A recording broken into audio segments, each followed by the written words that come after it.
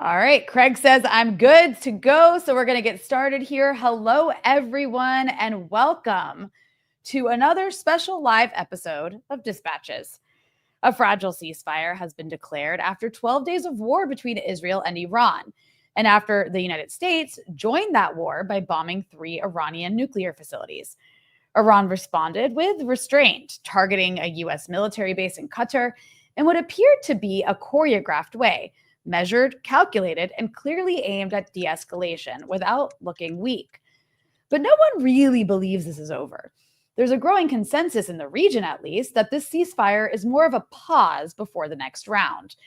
The Israelis have already violated dozens of ceasefires in Lebanon and Syria. Why would this one be any different? Trump is openly fuming that Israel struck again after the ceasefire began. He dropped the F-bomb this morning on live TV. And yet he's the one who greenlit this war in the first place by embracing Israel's red line of zero enrichment and blowing up diplomacy. The Iranian nuclear program had no weapons. It was the most inspected on Earth. And still, Iran got bombed. That's why so many are now saying this is proof that if you don't have a nuclear weapon, you're a target. The nuclear talks seem dead, and it looks more and more like we're living the law of the jungle. Joining me to make sense of this moment is Trita Parsi, executive vice president, of the Quincy Institute, and the author of many books, including Treacherous Alliance and Losing an Enemy, Obama, Iran, and the Triumph of Diplomacy. But before we dive in, I just want to give you a quick reminder that Dispatches is only possible thanks to you. If you value our work, please consider supporting us at patreon.com/breakthrough news or drop a contribution in the live chat.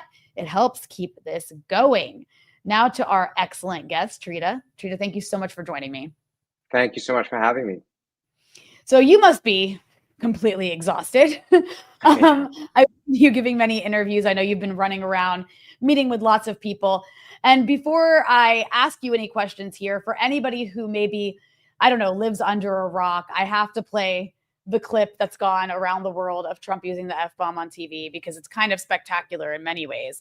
So we're going to watch that real quick, and then I'm going to ask you some questions. Israel says that Iran violated the peace agreement and the ceasefire agreement.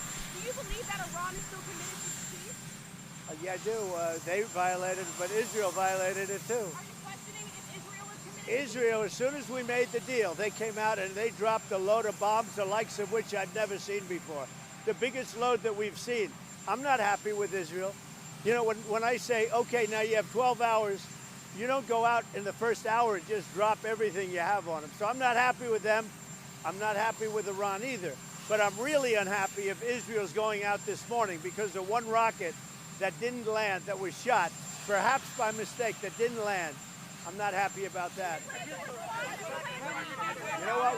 We basically have two countries that have been fighting so long and so hard that they don't know what the fuck they're doing. Do you understand that? Do you have a response in Iran like this?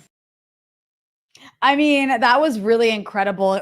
In many ways, Donald Trump was saying what many of us felt in that moment.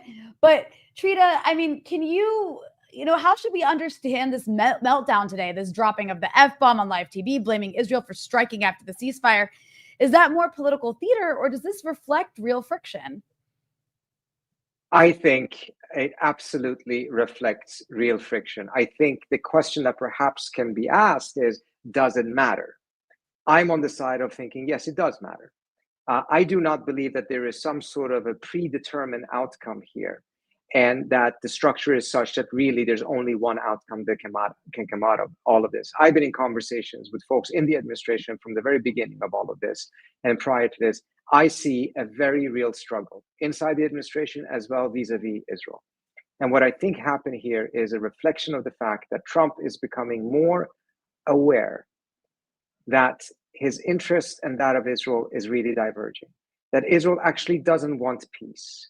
It didn't fight for 20 years to get the United States into a war, only to have that war end after 24 hours or 36 hours and one round of American attacks.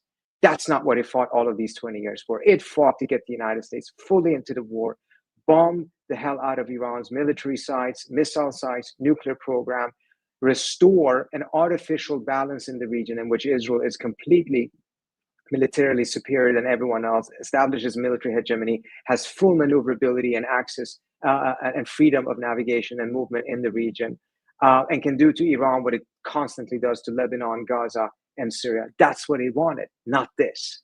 And I think Trump may have had a much more of naive perspective, frankly, of thinking that after having helped the Israelis, gone beyond anyone else, essentially, he's essentially on par with Moses now in terms of how much he's helping Israel, that they would be satisfied. And that when he says, okay, enough is enough, I actually want a deal, they would fall in line. And clearly they didn't. And anyone who had followed this closely would have been able to advise him that this is not the way it's going to play out. The Israelis didn't want you to go in militarily or volunteer themselves to go in militarily to help your negotiating position. They did so to blow up the negotiations, to blow up the path back to negotiations, and blow up whatever else they could blow up in Iran. I mean, what they're doing right now and what they will continue to do, even if they abide by the ceasefire, is that they will continue to assassinate Iranian scientists inside of Iran right now with the Mossad cells that they have. Because that's, in their view, part of eliminating a path for the Iranians to reconstitute their new nuclear program, which is to actually kill the scientists that could do it. So I think Trump is coming to terms with that reality, and that's part of the reason why he showed very raw emotions. Look at how the media was covering this up until that moment. They completely bought the Israeli narrative that it is the Iranians that had violated the ceasefire, right? Because their inclination is to go first with whatever Israel says and have a lot of skepticism of whatever the Iranians say. I think they should have skepticism of what any government says. But hey, apparently journalism has gone in a different direction. He just flipped that with one statement within 60 seconds. He said, no, it was the Israelis that did most of it. He's also angry with Iran, but it seemed to be a little bit half-hearted. He explained that that Iranian missile that apparently was blown up most likely was fired by mistake, or it was some sort of a mistake that it was fired after the timing of the ceasefire, but that the Israelis were doing something much more deliberate.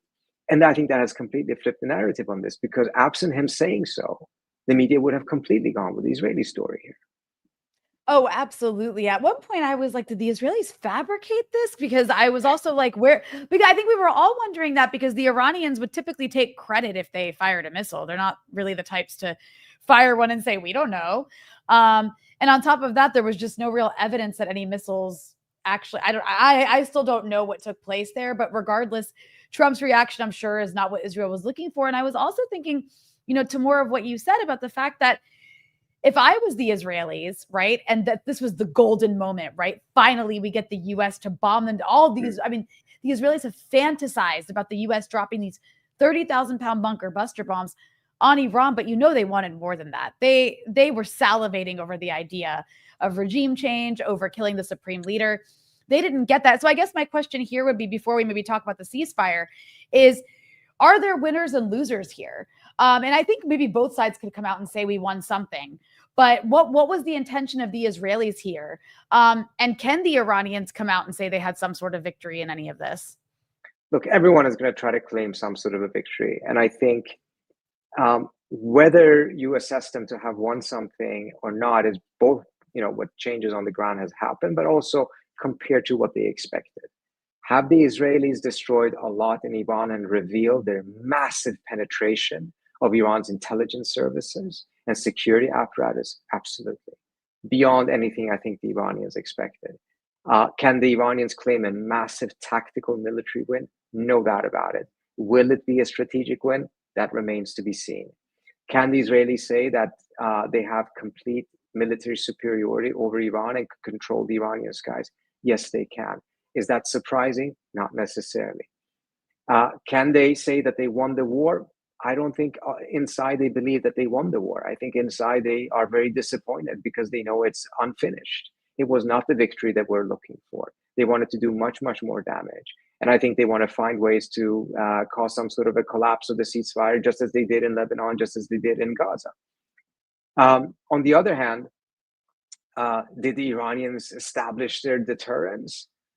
Well, if that was the case, the Israelis wouldn't be doing what they're doing and doing so with such freedom. Could the Israelis have done it without massive American support? I don't think they could. Technologically, they could reach Iran. but they couldn't protect themselves at home. Even with massive American help and Jordanian help and other help, they still didn't manage. It was a tremendous amount of missiles that went through. I mean, we see the images. And remember, the images we see are either folks that are posting things on social media, which is not a great amount because you get punished for doing so, or things that the Israelis want you to see. But we're not seeing anything of the very large number of missiles that are hitting military facilities because there's a military censorship there. So even with American support, they were very vulnerable, more vulnerable than most people thought. Absent American support, Iran's ability to hit Israel may very well have ended up being an effective deterrent. So Iran versus Israel is one story, but Iran plus Israel plus America versus Iran is a completely different story. I mean, Did the absolutely. Iranians create a situation in which other countries in the region now view them as some sort of a superpower? I do not think so.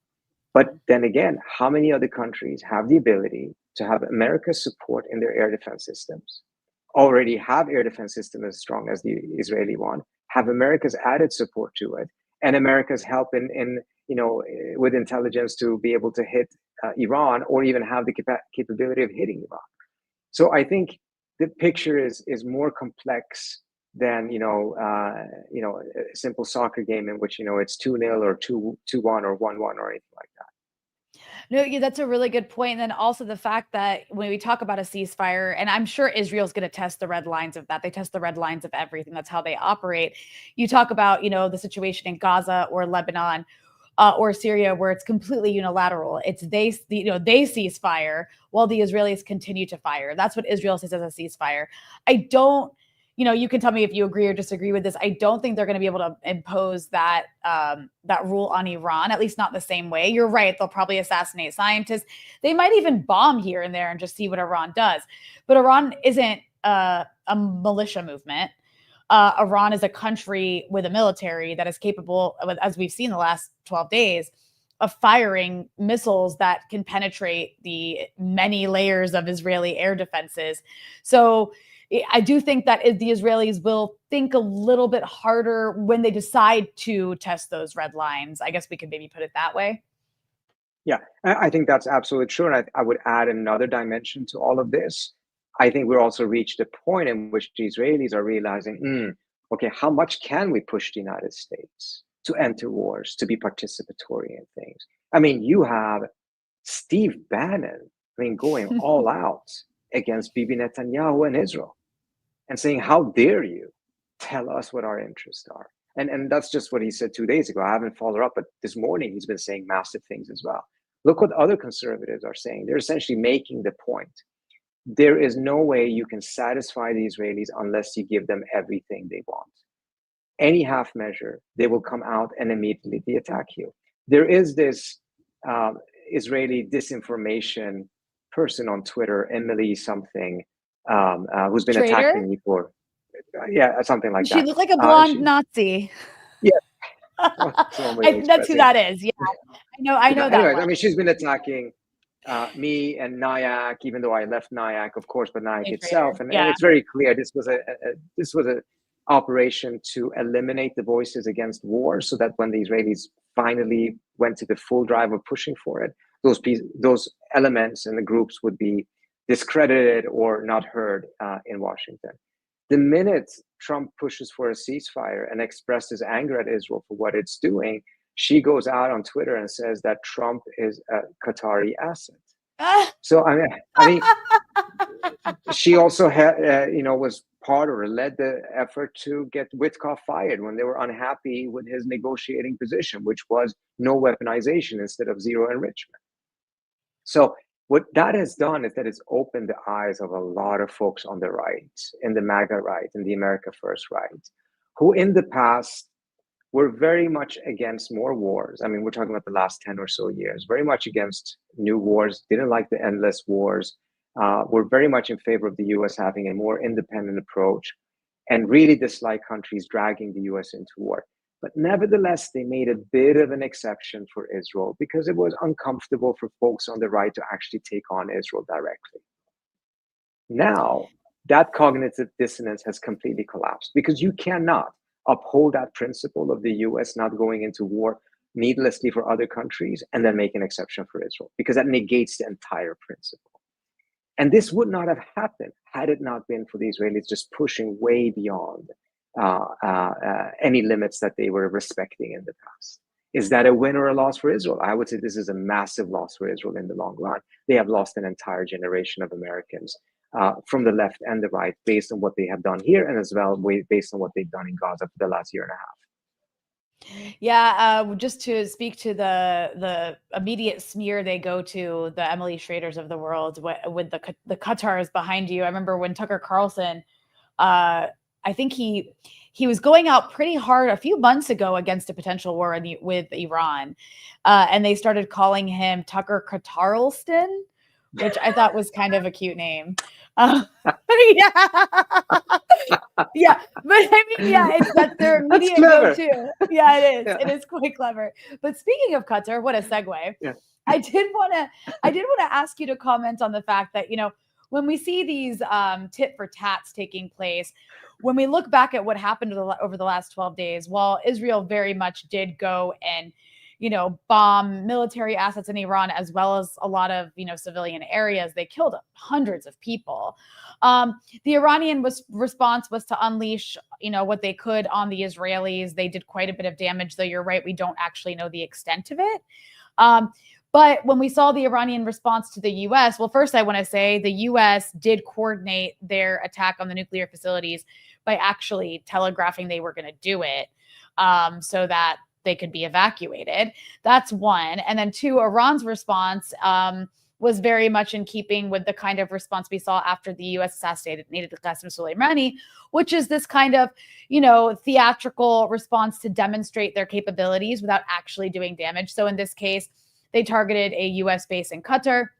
And it was so calibrated, they let everybody know in advance. And we know they let everybody know in advance because hours and hours beforehand, all of us here in Lebanon were seeing that the American embassy in Qatar was telling people to shelter in place. And it was like way early in the day. And we were like, is Iran going to hit today?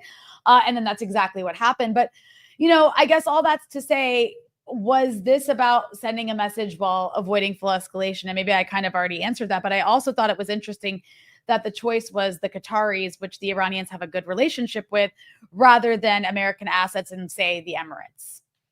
Yeah, no, very good question. A lot of layers in it. First of all, just put this out on the table so it's absolutely clear.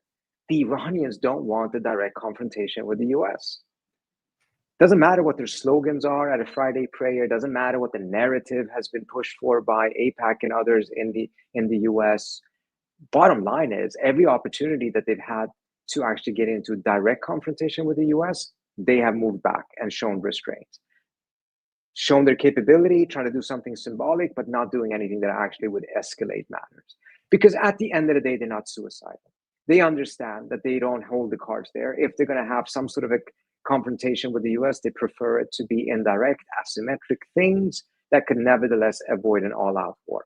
With Israel, it's a different story, because that's not a superpower, and it's in the region, many, many different factors. As to your question, why Qatar? And I think that's a great question. I was surprised. I thought they might go after Bahrain. They might go after some bases in Iraq and Syria. They might do something in Jordan, mindful of how much the Jordanians have been shooting down Iranian drones to the chagrin of their own population, apparently. I thought something like that was perhaps going to happen. Instead, they chose Qatar. They didn't choose Emirates. They didn't choose Saudi Arabia. And I think, first of all, they needed to do something that was very different from what they did in 2020, mindful of the fact that this attack was far less than that attack. That attack was more intense, could have killed people, left a lot of people injured, but didn't kill anyone. And it was at Iraqi bases. Now they were going to do something more theatrical, less impactful. So how do you balance that out then, mindful of the fact that the attack that they suffered from was actually greater than what they suffered because that was not even on Iranian soil, even though, of course, the killing of Soleimani is a very, very significant event. I think that meant they needed to do something that people didn't expect, and that would be to actually go after a US base in a GCC country. But if you went after Saudi or UAE, that's a tricky thing because that could actually push those countries into the Israeli column and have them once again be the countries that were pushing for the US to go to war with Iran. And the Iranians obviously don't want that. Going back to what I said earlier on, they don't want a confrontation with the US. So in a paradoxical way, their relationship with Qatar appears to have been good enough that it could actually absorb this confrontation and survive it without leading to a very negative outcome. Whereas it couldn't have, or likely wasn't going to be the case if they struck Saudi or if they struck them. That's my rationalization for it. I may be completely wrong. No, I mean, I think it sounds logical. And, you know, when you look over the many years that this has been an issue, which has been many, many years, you see over and over that the adult in the room is actually these crazy, irrational Iranians that we're supposed to like fear. Whereas the lunatics over and over are the Israelis and whatever lunatic Americans are backing them, because they're the ones bringing us to the precipice of war that nobody in this region wants except for Israel, literally. The Israelis are the only regional actors that want this confrontation. That said, I want to ask about the issue of nuclear weapons, because, of course, there was these negotiations taking place that had everybody thinking that this wasn't going to happen, even though there was warnings that Israel was planning some sort of strike. I think I was I don't know about you, Trita, I was taken by surprise when I woke up here in Lebanon in the morning and saw the news that the Israelis were bombing Iran. I was quite shocked by that because there was supposed to be, I think it was meetings that Sunday, and just in a few days between the Americans and the Iranians, and things weren't going well, but negotiations were still happening. And then, you know, that all went away. And all of this is happening as Iran has no nuclear weapons. You know, despite how many times every few years Netanyahu gets up and says they're weeks away, they do not have nuclear weapons. It was under heavy inspection, probably more inspected than any nuclear program in the entire world. Yet Iran was still bombed despite repeatedly trying to engage in diplomacy and not trying to build a weapon. So I guess all that's to ask, you know, does this prove the logic that nuclear deterrence is the only thing that can protect the state from this kind of aggression? Or at least is that what people are going to come away with? Because I think a lot of people in this region, I'll tell you, are saying not, oh my God, I can't believe Iran might get a nuclear weapon, but why didn't Iran already have one? That's the attitude you hear here, is why didn't Iran already have a weapon? This is their fault because they believed the Americans and just spent all this time not building a weapon. Yeah. I think you're seeing a situation now in which the debate in the system in Iran has further shifted in favor of a weapon. I don't know if it's gone to become a full majority, but I suspect that it has. But it was already moving in that direction, and I'll explain why in a second.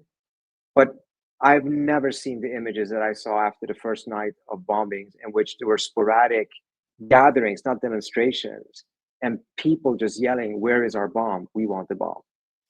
There was never a poll that I saw, and I've seen plenty of polls made in Iran showing strong support for uranium enrichment, zero, well, not zero, but very low support for actual weaponization. And I suspect that that has now changed. It makes it more difficult for the Iranians to compromise. But it's, and the reason why this had already started to shift is because of Gaza. Because I think Gaza showed there is nothing constraining the Israelis. Any belief that existed that the United States at the end of the day will put some constraints on Israel, which frankly the United States did in the past. Perhaps not in the extent that you and I would like to, and a lot of other people in the region would like to. But when you look back now, you say, oh my God, the US was constraining Israel in a dramatic way compared to what the Biden administration was doing. Let me just give you an example. 2004, the Israelis assassin Sheikh Yassin, the founder of Hamas, kills, I think, 9 or 11 of his family members and gets a condemnation by, I think it was Ari Fleischer. Oh, I thought it was George W. Bush, but maybe you're right. Yeah, no, it was George W. Bush, but it was his spokesperson at state, I think, or the NSC. They condemned him because of the high collateral damage. We're talking about 9 to 11 family members. In 2006, they tried to kill Nasrallah twice, but the US would not allow them to use the bombs that would blow up the bunkers completely because that would cause a lot of other damage, and they failed twice. In 2024, they kill Nasrallah with 82,000-pound bombs, taking down the entire neighborhood, killing at least 300 people, and get a congratulations from Joe Biden. So that tells you something of how far the US has gone under Biden to just lift all constraints on Israel after October 7th. And I think this is one of the big mistakes the Iranians did in their calculation. They didn't foresee this. They didn't think Israel would be this unleashed with American support, which then completely changes the calculation of what would Israel do, such as attacking Iran 2 days before negotiations, right? So already then you saw the debate in Iran starting to shift, because they're like, with that type of an Israel, the calculation as to whether you need or don't need a nuclear deterrence changes. And I think it's really difficult to see that it hasn't changed even further after now being attacked. This creates a very significant problem. My screen is frozen. Is that the case on your end? Yeah, your screen is frozen, but I can hear you. You can hear me. Okay. Why is your screen frozen? What's happening over there in DC? Yeah. Well, it's like 100 degrees. That might be it. Wow. Okay. I think this does create a challenge for a future nuclear deal with Iran, because part of the reason why there could be a lot of confidence that the JCPOA would work is because the JCPOA was so good from an Iranian standpoint, and it was so good from an American standpoint, that neither side actually had strong incentives to cheat. But now, to make it equally good and reduce and have the same level of not wanting to cheat, the deal needs to be much better from the Iranian perspective, mindful of the fact that they now have a much stronger and valid desire for a nuclear deterrent than they did before, mindful of the fact, as you pointed out, this country that doesn't have nuclear weapons was bombed by two countries that do have nuclear weapons without getting attacked first in the middle of negotiations. This is what's so infuriating about all of these European statements starting off with Israel has a right to defend itself. I mean, I know we've grown tired of hearing that after October 7th, particularly since a year, 2 years have passed. But at least in the beginning, immediately after October 7th, one could understand that that statement would be included since Israel had been attacked. But Iran never attacked Israel. To justify leading your statements by saying Israel has a right to defend itself is just so profoundly dishonest and contradictory of international law and any principles around the use of force, which is, the level of uselessness of Europe at this point, to be completely frank, is beyond what I ever expected to see. These are really good points. I just want to ask you, Trita, with the bit we have left here, could you just rejoin the stream? Because I think it'll fix your camera issue. Should I just so everyone can see your face move? Refresh. Sorry, guys. What are you gonna do? Tech glitches when we're live, but he's making such an important point here. All right, let's see. He's rejoined. Let's see if this camera works. There we go. Yay, you're moving again. Excellent. Watch, mine will suddenly stop working now. But no, you're making such important points here. And I want to, you mentioned a few things there that I want to touch on. And one is the issue of the Democrats, because one thing I noticed, Trita, in the lead up to this potential U.S. nuclear strike that did end up happening was almost silence from the Democratic Party. It was kind of shocking. I mean, after the nuclear strikes did happen, then you saw the condemnations rolling out from some corners. But the only thing I saw before the strikes by Donald Trump was there was an attempt by Senator Tim Kaine in collaboration with Congressional Representative Mark Pocan, and I think maybe a few other people like Thomas Massey on the right and others, to do like a war powers resolution kind of situation, so that to try to, challenge Trump's ability to strike. But other than that, I saw almost nothing. In fact, I should have actually uploaded this clip. I don't have it with me right now. You might have seen it. It was and I know Van Jones is not in office, but he's a longtime Democrat, considered a progressive, used to be seemingly kind of, on the more radical end of anti-war politics. And he was on, I think it was CNN or maybe MSNBC, talking about how we have to strike Iran because they're anti-Semites who hate Jews. I was just like, what is going on here? And that's not to say the Republican Party isn't full of total hawks, but it feels like a very scary time when there's almost no opposition. And that's in the US. You mentioned Europe. I was also somewhat stunned. Maybe I shouldn't have been because of what I've seen with Gaza, to see the Europeans just line up behind Donald Trump, when in the past they actually have played the role of sort of like diplomatic mediator. So what is going on here? There doesn't seem to be anybody around to oppose these potential catastrophes. This could have been way more catastrophic than it ended up being. Yeah, no, you're pointing to several really important things here. First of all, the Democrats, by and large, are MIA on foreign policy and have been focusing on domestic policy, and by that, leaving the space open for a bunch of hawkish voices, the Liz Cheney Democrats, to speak for them. And that happened at least up until the bombing started. And then we have seen that several of them have stepped up, and Ro Khanna, perhaps more than anyone else, leading from the Democratic side, even before the war started, going on conservative podcasts and other things to get that voice out there. There is a battle inside the Democratic Party about these issues. It's just that the foreign policy aspect of it has been the lowest priority compared to many other things that they're battling out within that party. The party is too big. If this was a European parliamentary system, it would probably have been 2 or 3 parties, and they would probably get along better because they would be able to work out some sort of arrangement instead of forcing everyone into the same party and then having this kind of civil war take place. But it's a necessary thing. It's a debate that needs to be settled if they want to be a serious party. In the case of Trump, he destroyed the Republican Party and rebuilt it around himself. And that is what the Republican Party, by and large, is today. We don't have that on the Democratic side. It's just this slow, ongoing thing in which you have the Democratic center increasingly adopting neoconservative lines, saying things that are just absolutely ridiculous. And we saw the beginning of that already much earlier, including during the campaign in which they were taking Richie Torres and all of these different people and Liz Cheney to tour Michigan. So, I mean, there's a disdain there for their own base. And this is part of the reason why they're losing workers, they're losing unions, they're losing young people. Now, where that will go, et cetera, remains to be seen, but that is a struggle in the making, and it's now entered into the foreign policy realm because of what is happening there. Europe is a different story. Germany was this country that, together with France in 2003, stood up for international law and stood bravely, courageously against a war of choice, a regime change war on the basis of false intelligence around nuclear weapons.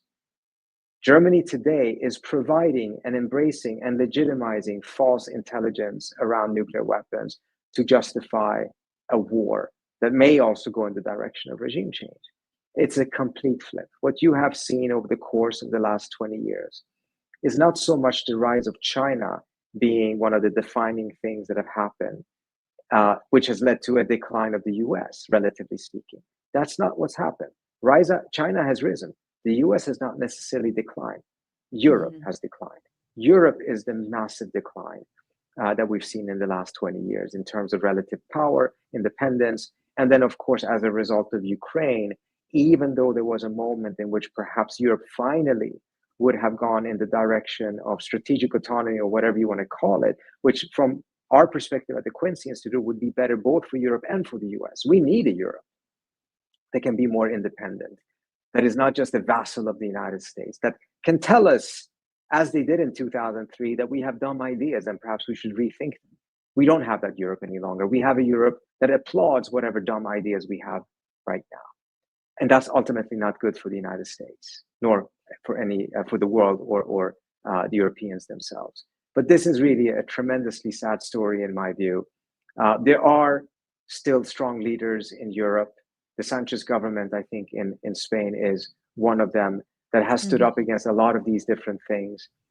But I'm saddened to see senior European officials, former foreign ministers, prime ministers that I know, just being sidelined and shaking their heads because they're just stunned to see the performance of Europe's leaders today.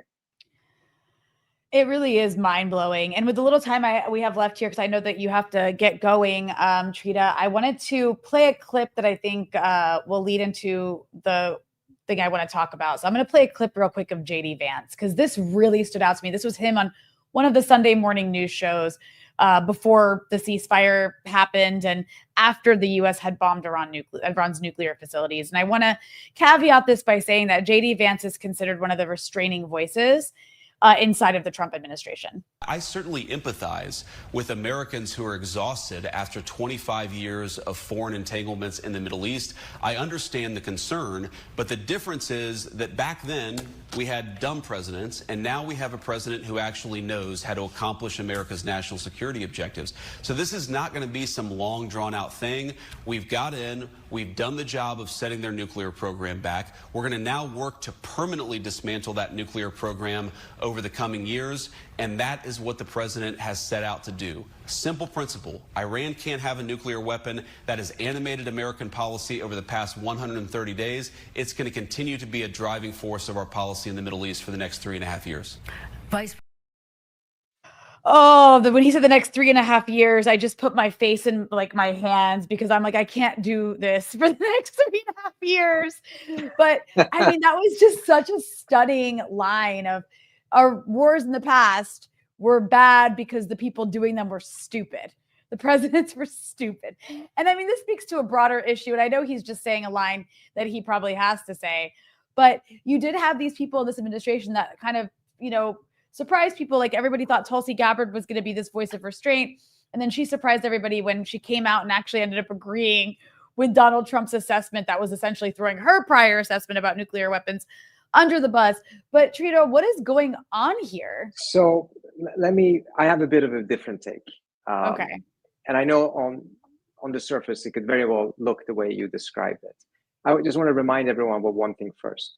You don't have a situation in which 6 months into anyone's presidency, the vice president is going to come out and say anything different from what the president says. And this is a presidency in which the president really decides everything, at least when it comes to the messaging. That does not mean that there are not some very, very intense debates going on inside, in which, in those contexts, very different views may be expressed. But by the time the president makes a decision, whether it's this administration or any other administration, everyone's going to get in line. What happened under the Biden administration? Did any senior person resign? No, it was a few mid-level people and several people below that. None of the senior people resigned.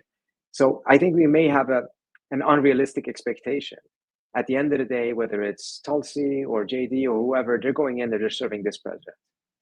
They're going to have their opinions that they're going to be providing the president at the table. But once a decision is made, I don't think people should have any expectation that they're going to go on Twitter and contradict the president. At some point they may. Perhaps it reaches a breaking point in which they think that their influence or their voices are not being heard at all. And as a result, it's not worth it. I don't think they're anywhere near that position. And as a result, and they're going to lose battles and they're going to win battles. And Marco Rubio is going to win battles and he's going to lose battles. And Mike Waltz is going to win battles and then he lost a major battle because he was fired. And they're on the opposite side of many of these different debates. And we're actually, in the case of Waltz and a few others, are actually arguing in favor of a military strike much earlier. The U.S. getting involved in that instead of trying diplomacy. So I think we just have to remember that that's just the way it works. And it's not just in this administration, it's always the case. I can't recall ever that, whoever the vice president was before he became vice president is the line that he or she is going to continue once serving a new president. It's just not a realistic expectation. In the case of Tulsi, I think what she was pointing to, if you read it carefully, she says, if the Iranians choose to go down the path of nuclear weapons, something like that, which is if they choose, which means a reinforcement of what she said in that testimony, which is the Iranians have not decided to go down the path of a nuclear weapon, which is different from any estimations of how long they are away from it or not. It all ultimately comes down as to whether they choose it or not. May not be entirely satisfactory, etc. But that's my interpretation of what she was trying to say in that scenario. I think at the end of the day, you have an administration that has a bit more of ideological cohesion than it did before, in the sense that last time people were all over the place. Now you have a bit more clear constellations. You do have the neocons. You do have the pro-Israel firsters, whatever you want to call them, that are much more sympathetic to Netanyahu's arguments. I think you see that when Ratcliffe, the CIA director, is essentially presenting Israeli intelligence instead of US intelligence. That tells you something. And you have voices for restraint, you have voices for prioritization, etc. And that is a battle that goes on. Ultimately, Trump makes the decision. Sometimes the restrainers may win, sometimes they lose, and the neocons win. But that's going to be the rhythm of this, and people are not going to resign just because they lose one or two battles. I think that's the wrong expectation. Similarly, as we haven't seen Rubio resign, mindful of the fact that the U.S. pulled out of Yemen or things of that nature. Well, it's going to be a long 3.5 years. Yeah. Trita, I know you have to get going, so I want to thank you for making the time, and I hope we can get you back on soon to discuss it in more detail. Thank you, everybody, for tuning in.